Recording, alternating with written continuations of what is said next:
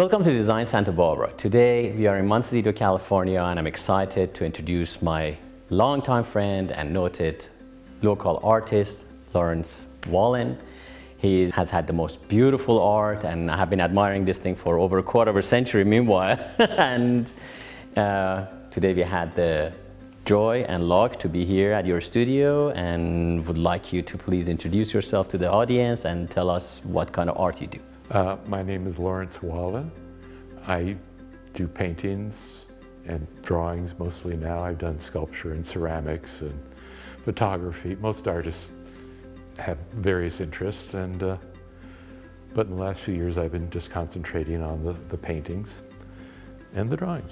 And your paintings have been many different ways, shapes and forms, and different types of texture you use. Maybe you can elaborate a little bit about that. How has that evolved? Currently, mostly I'm painting in acrylic on canvas or panel. I've done oil paintings, but it's gotten to the point where when I look at one of my oil paintings and one of my acrylic paintings, I can't tell the difference from looking at the front. And so I decided I didn't want to work with all the solvents that you have to deal with when you're using oil paints, and so I stick with the acrylics. And why is that? The fumes from the oil paints and the solvents you have to use are more toxic than the acrylics, and the acrylics dry much faster. They have other technical problems the oils have that acrylics don't have in terms of layering paint and everything, but we can get into technique, but that's another whole segment. Tell us a little bit about your background, about your education, and after that tell us why you moved to Santa Barbara. Okay.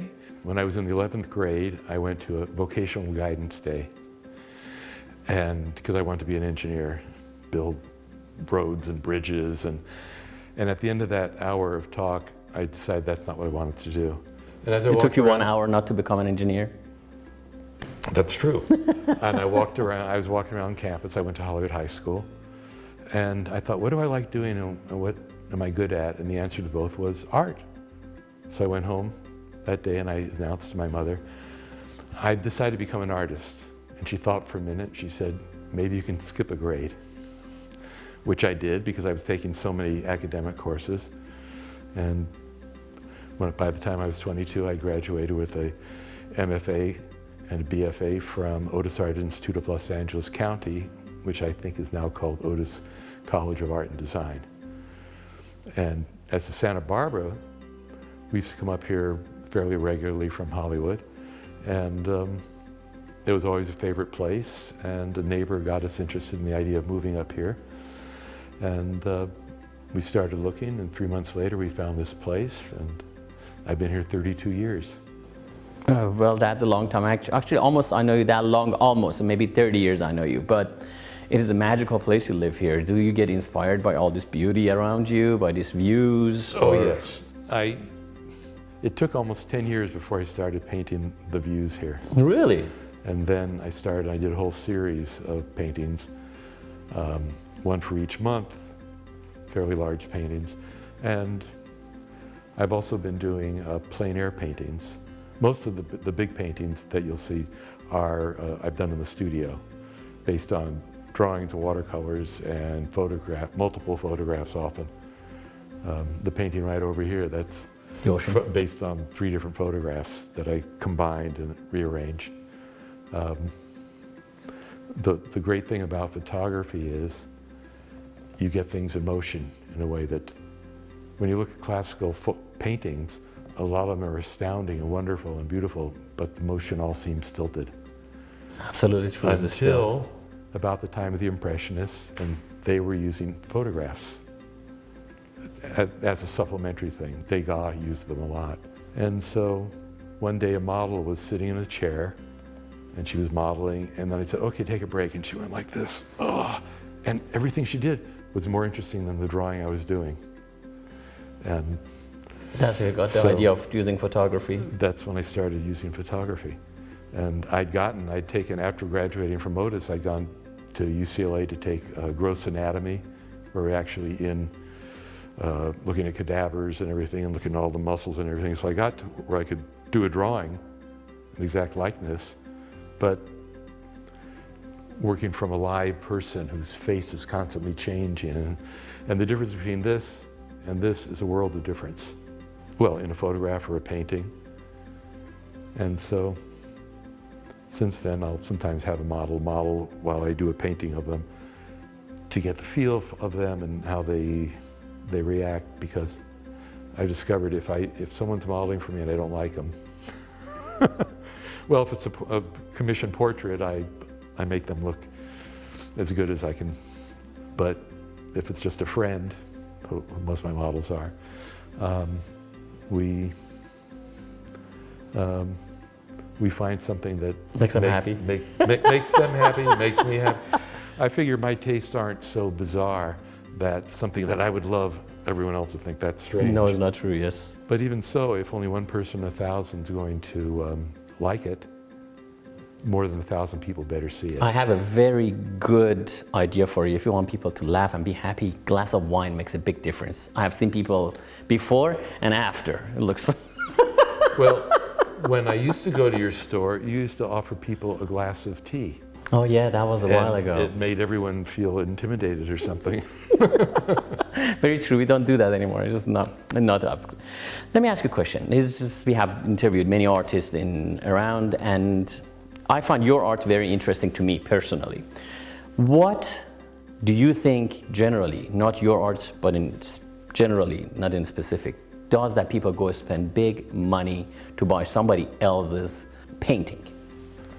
Well, for the really big money, reputation is the most important thing. People will buy paintings as an investment and put them in storage facilities. It seems rather bizarre to me, but what do I know? I'm just an artist. Well, that is already... I've had people say that critics know more about the art that artists are making than artists do. And I think that's fallacious, but the thing is the critics are the ones who do the writing. I understand that, but now I'm not talking about that part of the business part, because actually most of that is pre-made and fixed and the whole 9 yards that goes with it for a bunch of dealers to make big money. I'm not talking about that. I'm talking about why somebody wants to come and buy your art. That's what I'm trying to say. Because it's something they want to live with. And for me, that's the best thing. I've had people who, many years ago I sold a little etching about this big to a friend, and years later she told me how important that was, that she would take it with her to work every day and put it on her desk. Wow. And then she'd take it home because it gave her peace. That's what I wanted to say, and you know. It's like a lot of musicians will talk about bringing joy into when I did my master's MFA project, it was on the war in Vietnam. By the time that year was done, I realized I couldn't be an artist who concentrated on that kind of thing. It sucks the life out of you. Now, there's some artists who I think they get an energy charge from it, but I decided there's enough horror and terror in the world that I didn't have to bring more of it in. Now, if I was doing a political cartoon, that's another matter. But to have something on your wall that reminds you of all the worst in the world just doesn't appeal to me. That's not the right thing to do. Well, you know, I couldn't even have some of those paintings on my own wall. I would just look at them every day, ooh. It becomes like almost news opening the TV. Yeah. Now, you can have something on the wall and not even see it after a while. That's why it's nice to be able to change things around. I have a friend who has a big photography collection in a small house, and he has a frame, and there's a photograph, and every couple of months he takes that one out and puts it. He has 8 photographs in that top frame. of each other. Oh, that's very interesting. So then he can keep changing it and not have to take it any more space. But it's always fresh then. Very cool. Yeah. So I know you have one for painting. I've been looking for a long time, and I know what you're talking about because you want to live with it. It makes you happy. So I think for paintings or photography should be about bringing joy and more happiness than being sad and most likely gruesome pictures. So in photography, it also serves reportage is very important, that people know what's going on in the world. Now, of course, you can fake anything nowadays, but still, you know, if you go into court and say, here's a photograph of my client doing this or that, that's not evidence. if they catch the person and they have the camera with the photographs in it, that can be used as evidence because it's so easy to fake things nowadays. Oh, wow, okay. I didn't know that. But on the paintings, of course, you can put anything in there. I could put Mickey Mouse standing in that painting over there, and I don't think you can put Mickey Mouse in there because Disney is going to come and sue you. But that's a right, different story, my friend. But it means that after I die, the copyright stays valid much longer. Absolutely. Because of what they call the Mickey Mouse clause. Yeah, well, I actually like your paintings quite a lot, and they're beautiful. Thank you. So, when we come back, Lawrence hopefully can give us a tour of your house. Maybe we can see some of those fabulous paintings of yours. Happy to show you. Thank you so much. We'll be right back.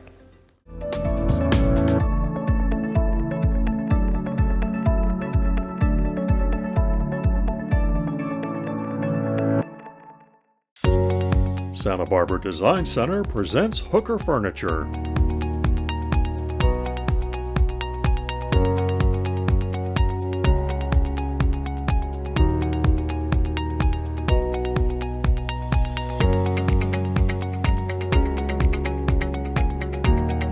Come tour the Hooker Furniture collection at our fabulous Santa Barbara Design Center showroom, 410 Olive Street.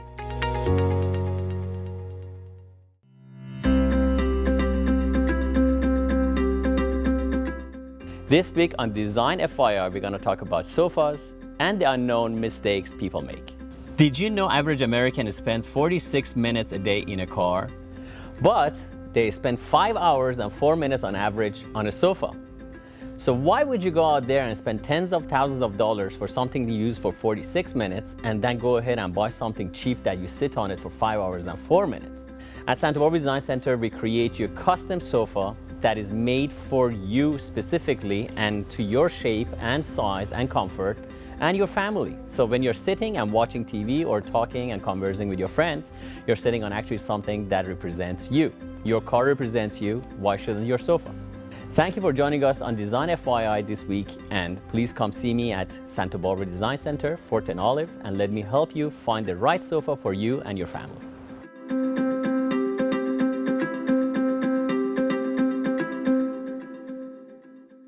My grandfather taught me about the beauty of the rugs. Each one tells a story. Story about the person who wove it, the person who bought it, the person who inherits it, the person who treasures it. It's amazing how simply looking at an object can bring you back to a different place and time, or remind you of someone you love. At Santa Barbara Design Center, we want to help you find a rug that will travel through time with your family for generations to come. Visit us at 410 Olive Street and find your treasure today.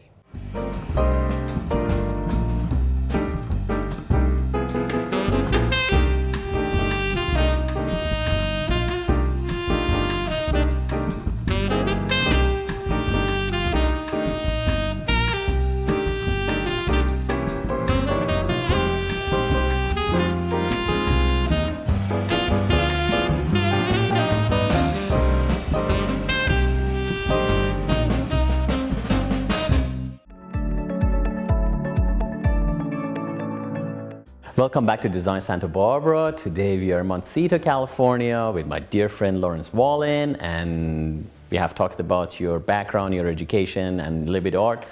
If you don't mind, let's talk a little bit specific about the paintings you have, and if you don't mind, start with the one I really liked with the Roadrunner out of your living room.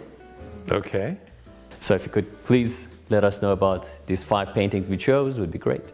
Okay, well, years ago, I did a big painting of a view from my house. I have a spectacular view. And I was looking at it one day, and I titled it January.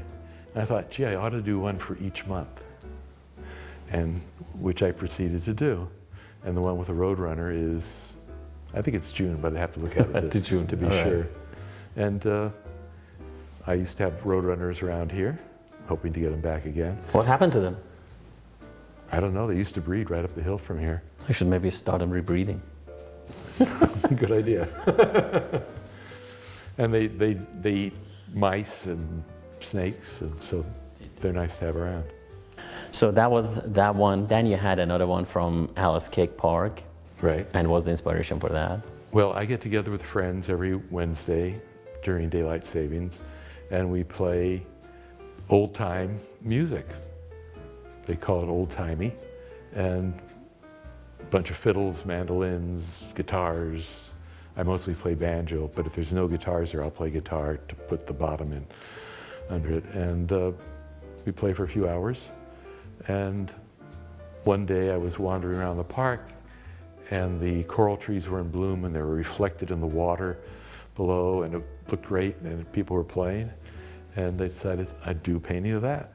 That's absolutely beautiful. Then you had another one, a fabulous one, that's elongated from Morro Bay. Oh, yes. I like to go to Morro Bay very much, even before I lived in Santa Barbara. I still lived in LA.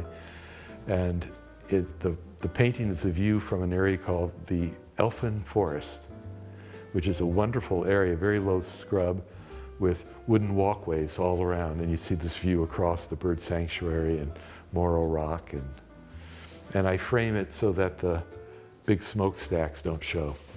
That's true. You can't see I mean, those I there. could also just not paint them in, but.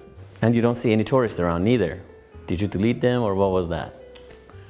Well, they were just far enough away that They don't see that. it doesn't show.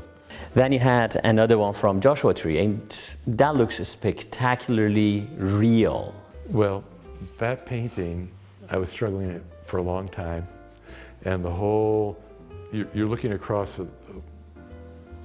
through this alluvial plain, and it's covered with all these low scrub, and it just didn't work. And I finally put in a couple of quail in the foreground. They're a little bit hidden by some of the grass, and suddenly the whole thing came alive. It's suddenly you knew there was a potential for things all through it.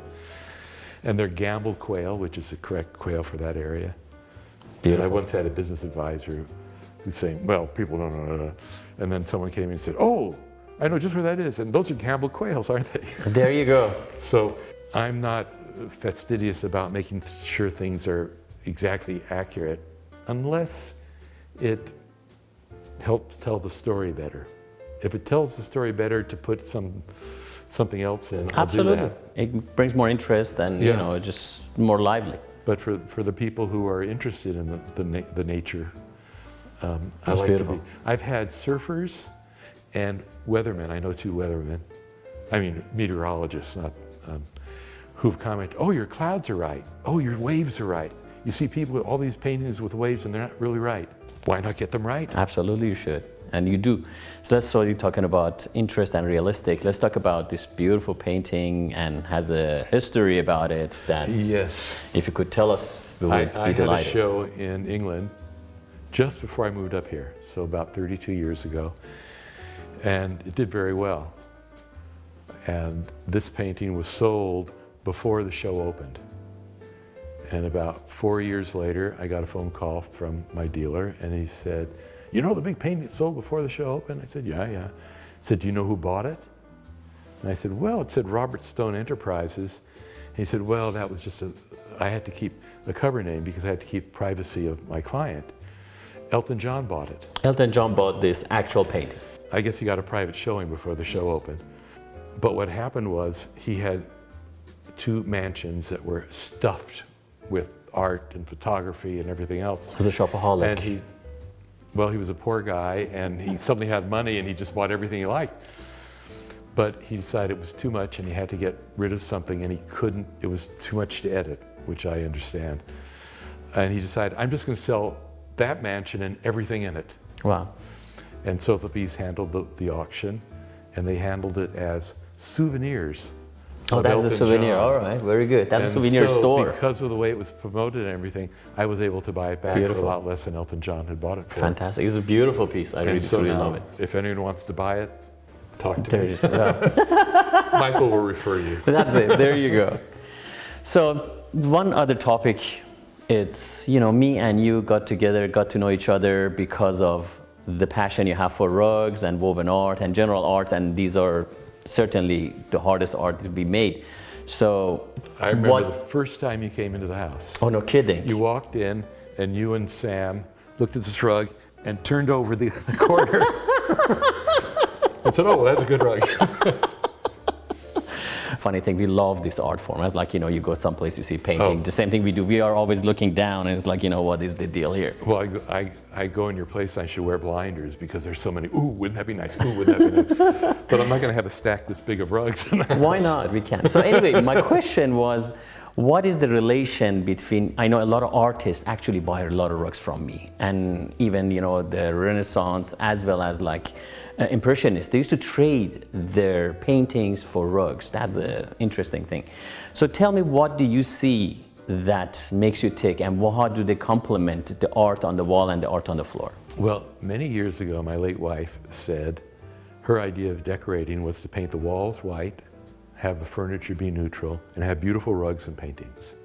So they were well framed, and so what's nicer than having this beautiful object that you can walk barefoot on them, and I like certain kinds of styles, and other people like other styles, which is great because.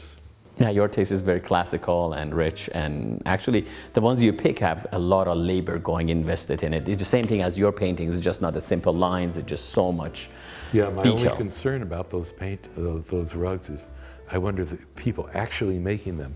Yeah, they're actually making them, unfortunately, by hand, one by one, which is great, and that's why they last so long. I have some old Chinese stuff from my late wife, who's born in China, that have the blind stitch. Unbelievable. Which is illegal to do because these little boys would be doing it and they'd go blind because of or at least lose their acuity because of having to focus so long in poor light.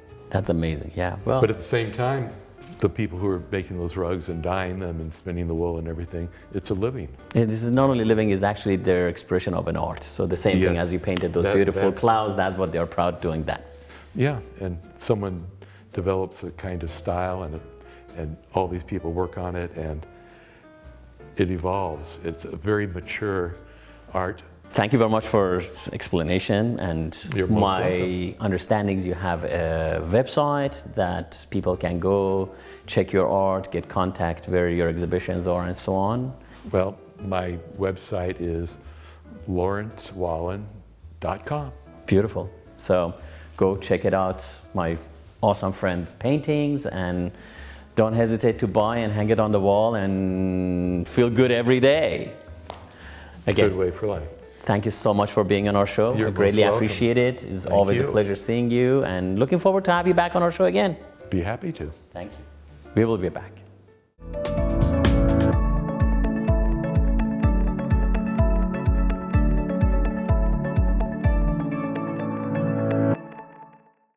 Come feel the comfort of Omnia leather at Santa Barbara Design Center. Made from the finest materials and assembled right here in the U.S., Omnia is the top name in designer leather sofas, sectionals, and chairs. Choose from numerous styles, fabrics, and finishes to create your custom comfort experience.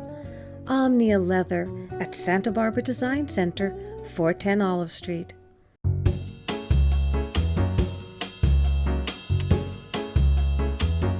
This week on Michael's Minute, we are going to talk about modern and transitional rugs.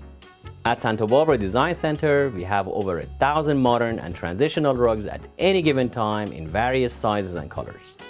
A modern or transitional rug can completely transform your living space. It can make a cold room comfortable or balance out an uneven contrast. We can also custom make the modern rug of your dreams, designed to your specification, taste, and color. And at Santa Barbara Design Center, we can do it faster, better, for less. That's why the top designers in the world use our modern and transitional rugs. To see our vast collection or start designing your custom masterpiece, come visit us at Santa Barbara Design Center, 410 Olive Street.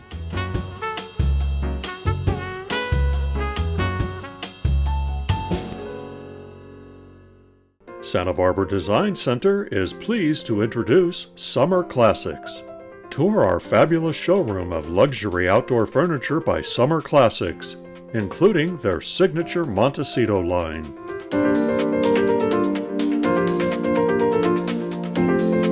Designed for year-round use and made from durable materials, find your perfect outdoor collection today. Summer Classics at Santa Barbara Design Center, 410 Olive Street.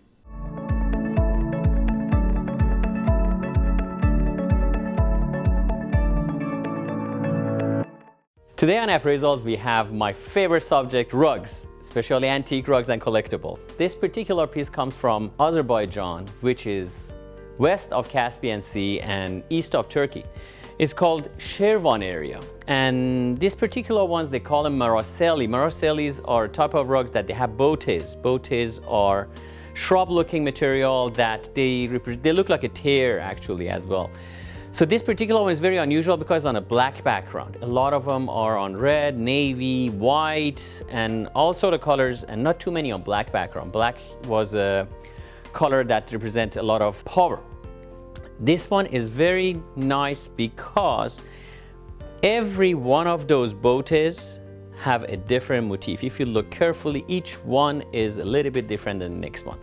It's in pretty good condition. It's a meditation piece. They call them prayer rugs. It's not generally right to call them prayer rugs. It's a meditation piece. This particular one actually is woven by an Armenian family. You can see the cross over there. This particular one has a comb, sign of purity. The arch that they point toward east is a beautiful piece in perfect condition. Roughly 1870s it was woven. I appraised this particular beautiful collectible piece in today's market for $15,000 to $20,000. If you want to see it, please come to Santa Barbara Design Center and I will gladly open it and show it to you.